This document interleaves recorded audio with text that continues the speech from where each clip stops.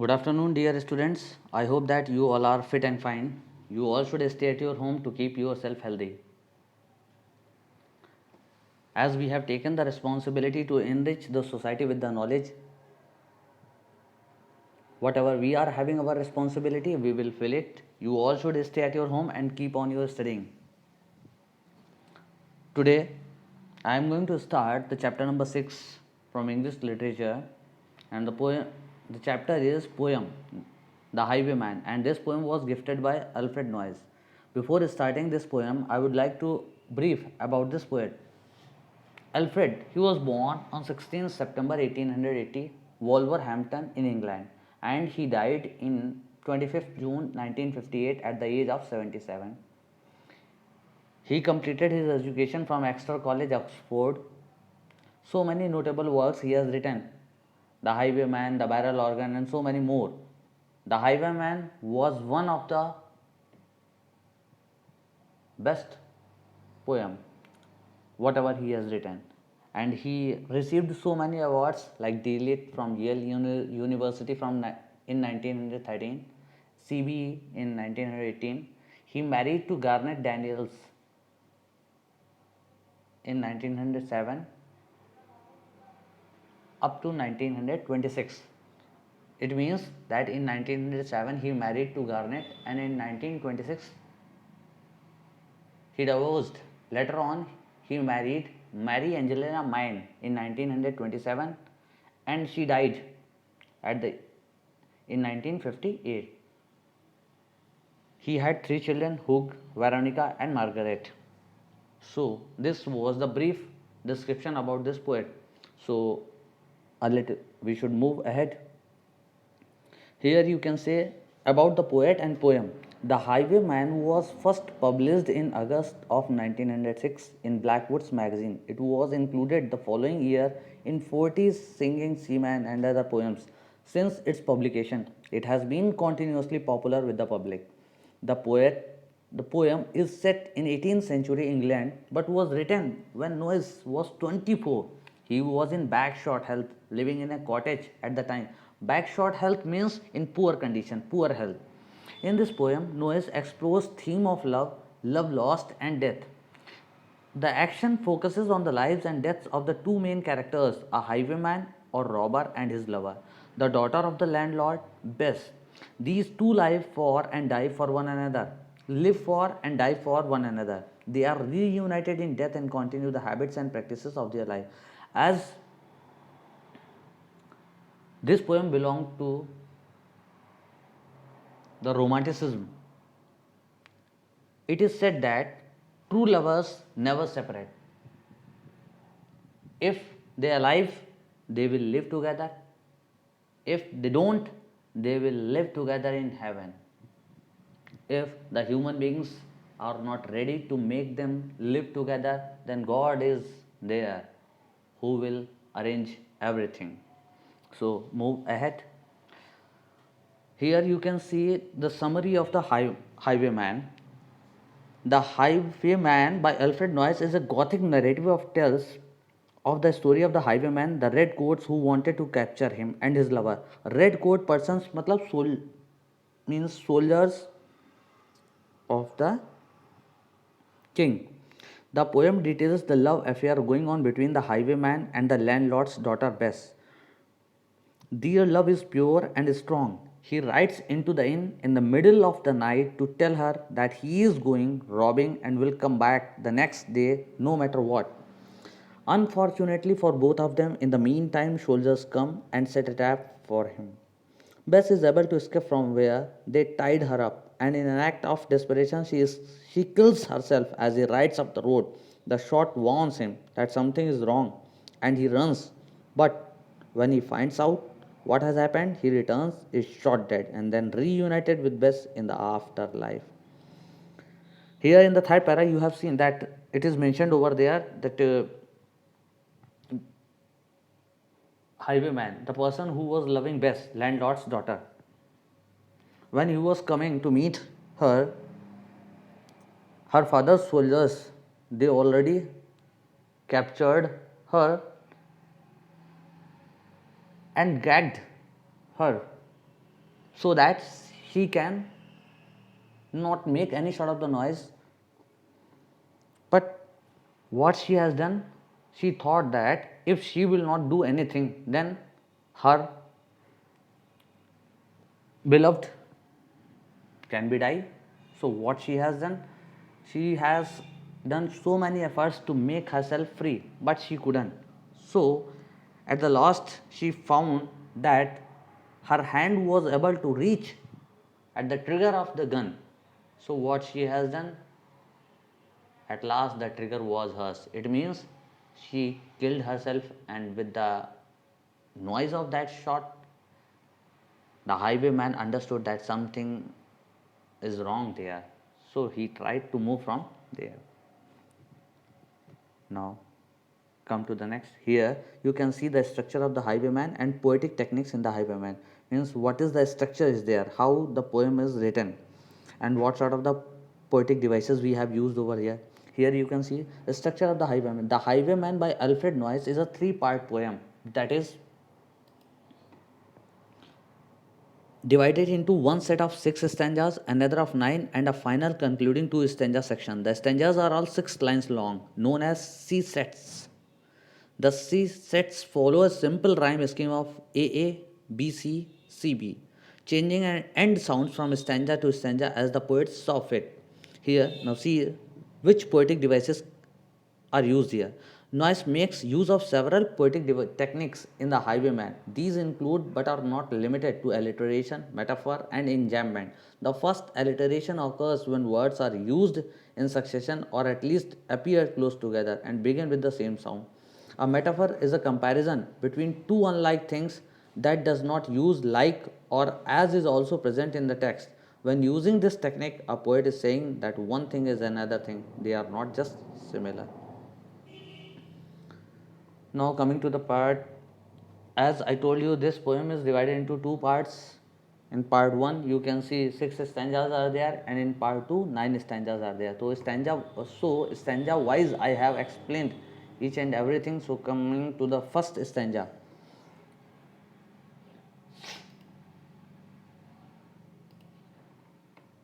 which is started from the wind was a torrent of darkness up to the old inn door. In the first stanza of The Highwayman, the speaker begins with describing the wind, the moon, the road. Noyes uses metaphors to outline what each of these is like. The wind is a torrent of darkness, alluding to the movements of a river or other powerful moving body of water. In the second line, he compares the moon to a ghostly gallon that appears like a gallon or large ship that is being tossed upon the clouds. This brings the image of water into the poem again. The third metaphor compares the road to a ribbon of moonlight that is running over the purple moon. The road is an important part of the poem that plays a major role later on. It appears shining in among us the previous darker image. Along the road comes the main character of the poem, the highwayman. Noyes uses repetition to emphasize the movement of the man and his horse. He is riding, riding, riding. He comes all the way up to the inn. Stanza 2. It is start from he had a French cocked up to under the jeweled sky that you can see. In the second stanza, the description of the highwayman begins. He has a French cocked hat on his forehead and a bunch of lace at his chin. These phrases refer to his fancy clothes and the lace that is poking out from the top of his shirt. There are no wrinkles, nor could there ever be, in his pants, and he has a jeweled twinkle about him. He is shining with importance. The word twinkle is used 3 times in the last 3 lines to describe his pistol, rapier, and a general aspect. Now coming to the third stanza, you can see here, it starts from over the cobbles he clattered up to into her long, long black hair. Noyes makes use of alliteration in the first line of the third stanza in order to mimic the sound of the highwayman's movements over the cobble stones. He taps on the shutters, but there is no answer. Everything is locked and barred. Instead, he decides to whistle, and luckily for him, the landlord's black eyed daughter, Bess, shows up. She is braiding her hair, and she comes out to see him. there is a dark red love knot in her hair that is added in a symbol of her love and the relationship to the man. Now, move towards the stanza number 4. Here it starts from dark in the dark old inn up to the dumb as a dog he listened and he heard the robber say. The fourth stanza introduces the third character into the poem, Tim, the ostler. He is the man who takes care of the horses and he is listening to this meeting. He has a white face, eyes that make him appear insane or mad, and her hair like moldy hay. Hay means straw, that you can say, and the the straw which we brings from the fields and throw like anything, that is called moldy hay. His hairs were not combed properly.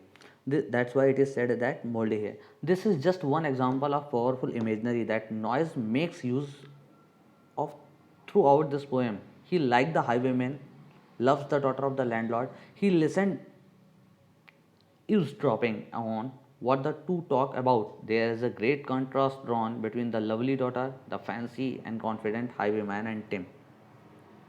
As it is mentioned over there, Tim also liked the daughter of landlord, so that's why he listened the conversation of both the persons and he secretly conveyed the message to the father of Bess. And the father, what he has done, he sent his soldiers after them. Now coming to the stanza number 5, it starts from one kiss my bony sweetheart up to hell should bar the way. The second to the last stanza of this section of the poem contains the words of the highwayman. He is going to after a prize tonight. This means that he has some robbing that he plans on accomplishing that night. It means he was having a plan that today he will rob something and then he will back with the sunrise. His actions and life are clearly romanticized by the poet. The highwayman knows and tells Bess that the law might press and follow him through the day and the night. If this is the case, then he is going to wait until night to come and see her again. But he is determined, even if hell should bar the way, to get there no matter what, he will come. And what the highwayman said to his beloved, that if hell be also there, then no matter, no one can prevent the path. I will be there and I will return surely. Now come to stanza number 6. It starts from he stood upright up to and galloped away to the west. The sixth stanza describes his actions once more. He tries to reach up and touch her, and he can just barely. The two are separated by their distance but come together through their mutual love. As both were far from far from each other, but they tried to touch each one another, but they couldn't. But they love each other truly. That's why they felt the touch of each and every one. She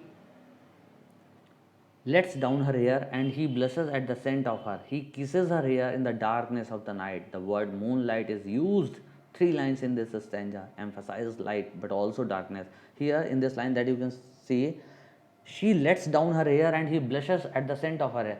From the balcony, she opened her hair and lets her down, and the fragrance which was coming from here, the highwayman smells that and feels the love and romanticism of that thing. The word moonlight is used 3 lines in this stanza, emphasize light but also darkness. It helps to create a specific atmosphere for these events to play out in. The last line describes him riding off to the west. In order to accomplish what he needs to, he goes into the west not a good symbol for one who wants to come back. The west is often used to represent death and the afterlife, as that is the direction in which the sun sets. Last line that you just see in your book, even in the PDF also. And he tugged at his reins in the moonlight and galloped away to the west, as he was moving towards the west direction. As in the west direction the sun sets, it means the life ends. That's why he said that the direction in which he was going, he will not be able to return from there again. Move towards the part 2. Here in this part you will get 9 stanzas are there, and stanza wise you will get the explanation. Now stanza 1, it starts from he did not come in the dawning up to the old inn door. The second section of the highwayman begins with the statement, he did not come in the dawning. When the sun rose, he was not there as he intended to be. Means when sunrise, it was expected that he must be there, but he was not there. Nor was he there at noon. Even at noon also he was not there, or at the setting of the sun. This is not a good sign, especially considering the determination he showed in the previous stanzas.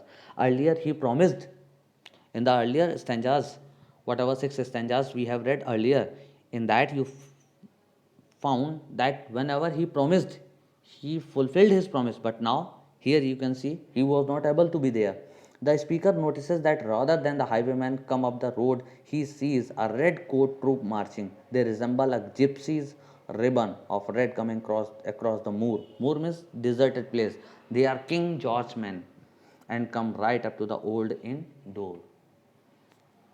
Next, stanza number 2, and it starts from, they said no word to the landlord up to the road that he would ride. The men do not talk to the landlord as they probably should. They should talk to him, but they do drink as his ale. They gagged his daughter. They kidnapped. They made his daughter to keep her mouth shut and bound her to the narrow bed. These are the villains of the story, men who are certainly going to throw a wrench in the happy relationship that played out in the previous stanza. These, according to the author, according to the poet, these are the real villains, those who are not ready to make this happy relationship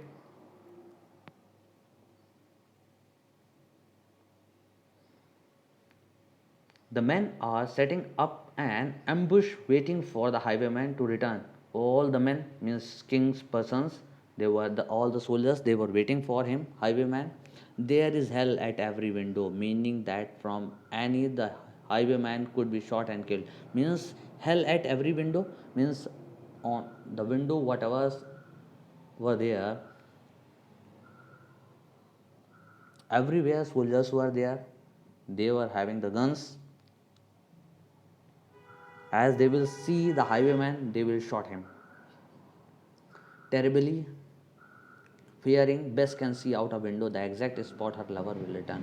And what Bess was doing, she was just looking through the window so that she can see her beloved.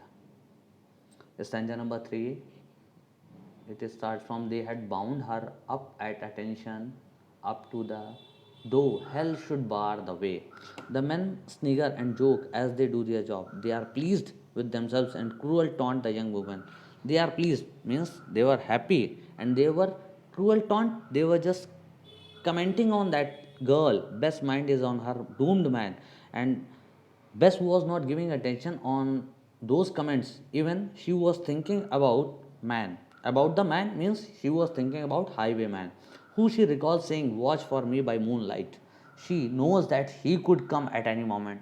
She was thinking if he had promised, it means he will come, and at any moment he can come.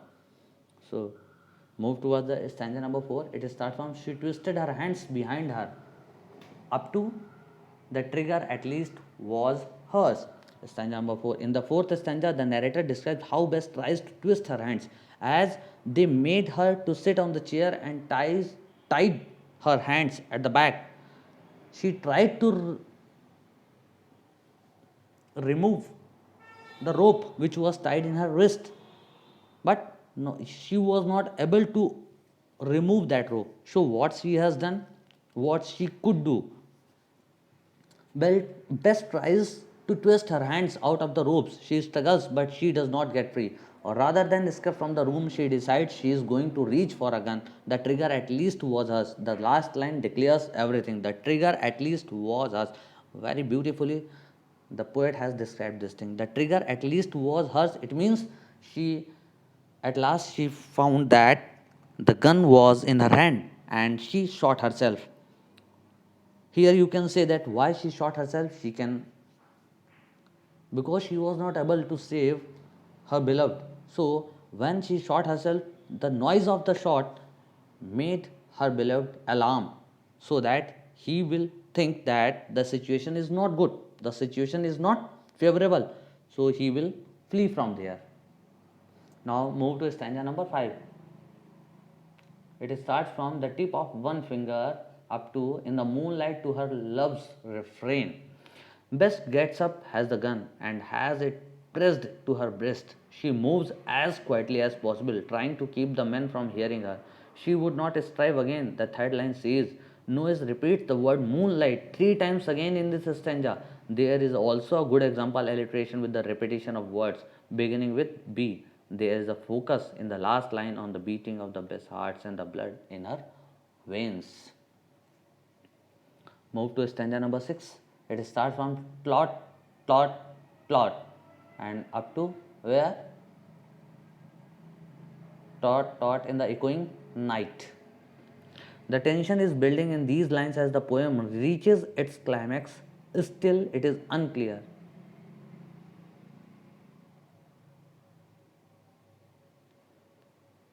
Stanza number 6. In the sixth stanza, there is the sound of horse hoofs ringing clear. They are coming up the path from the distance, just as Bess and the soldiers predicted. But it does not appear that the soldiers realize what the sound is.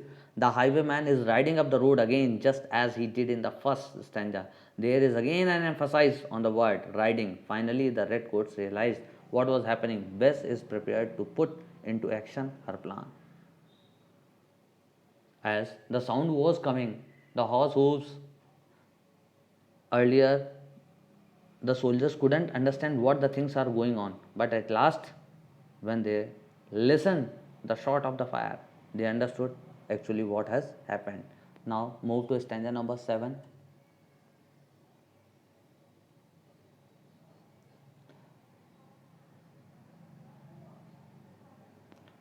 Plot, plot in the frosty silence, up to the warn him with her death. The tension is building in these lines as the poem reaches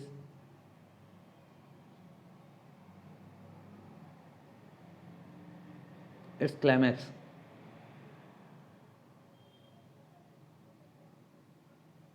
It is unclear what Bess is trying to do. It is in the last line of this stanza that becomes clear. She decides to shoot herself in the breast in order to warn him with her death. This is the action of a very desperate person. As I told you that for what she shot herself, to make her beloved alarm so that he can save himself. Now move to stanza number 8. It starts from he turned his bird up to and died in the darkness there. It was at the sound of the gunshot that he runs back to the west from which he came. He does not know what it was, but the narrator does, and the scene is a gruesome one. It was the next day that he heard what had happened. His face grew grey to hear that his lover had died. His lover had died. Now move to stanza number 9. It starts from back he spurred like a madman, shrieking, up to with a bunch of lace at his throat. The highwayman goes back to the inn the next day after hearing what happened to Bess. In stanza 8 that you have already read, that next day he went to the inn and he found that, or anyway he got the information somewhere, from somewhere he has got the information that his lover died. Next day, what he has done, the highwayman goes back to the inn. The next day, after hearing what happened to Bess, he is terribly angry and feels as though he should take revenge. He rides and curses the sky. He was riding the horse very fast. The highwayman also has his sword at the ready, prepared to kill the red coats who caused her death. And he was very angry as the due to those soldiers his beloved died. The highwayman, as one might expect, is killed by the soldiers at the end. And at that moment, as the soldiers were already there, they were in the search of this sort of the moment to kill highwayman, and they got the chance and they killed. He goes down like a dog on the highway. The white lace turns red at his throat. The white lace turns red at his throat. The lace which are coming from his top side, they became red due to the blood. Now here you can see the question and answers. Here I have mentioned over there 3 questions and 8 MCQs are there. You all are should instructed to go through the questions, go through the MCQs. If any sort of the problem you find, you may ask in the comment box and we are here to sort your issues. Thank you for watching this video. If still you didn't subscribe our channel, subscribe it. If you didn't press the bell icon, now please press the bell icon so that you can notify yourself for each and every video whatever we are going to upload on YouTube channel. Thank you. Keep with us. We will educate you. Thank you.